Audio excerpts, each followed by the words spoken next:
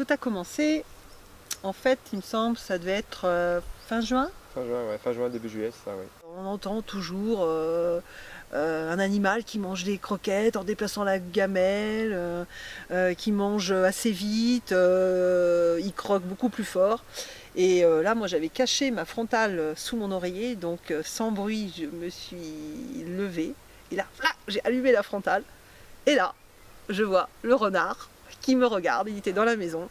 Et là, il n'était pas surpris de me voir, moi j'étais surprise, mais lui pas surpris, il devait savoir qu'on était là. Et il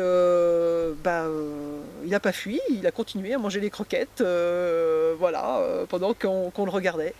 Et puis finalement, il est venu comme ça, plusieurs soirs, ça a duré plusieurs semaines. Voilà. Disons que dans la maison, ça durait plusieurs soirs. Parfois, il partait avec une chaussure, voilà.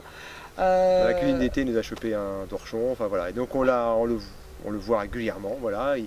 On pourrait dire qu'il n'a pas peur de l'être humain, c'est clair. Mais ça reste un animal sauvage. Voilà, on n'a pas du tout l'intention de... C'est pas nous qui l'avons appris à rentrer dans la maison manger les croquettes, hein. Ça s'est fait spontanément. Et donc ça, on veut bien insister sur ce fait que c'est fait vraiment spontanément et que c'est bien un animal sauvage, c'est pas du tout un animal qui est domestique, puisqu'il n'existe pas de renard domestique de toute façon. Voilà.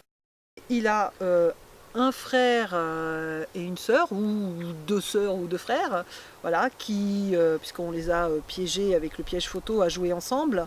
Mais par contre, là, pour le coup, ses frères et sœurs se comportent complètement différemment de lui. Disons comme un renard se comporterait comme ceux qu'on peut observer habituellement, Voilà, c'est-à-dire normal. Ouais. Lui a vraiment cette particularité, c'est de sembler quand même relativement familier et de ne pas avoir peur de l'être humain. Voilà. Donc c'est peut-être un message à nous transmettre, à nous humains. Peut-être qu'on a un autre regard sur ces animaux rouquins. Voilà.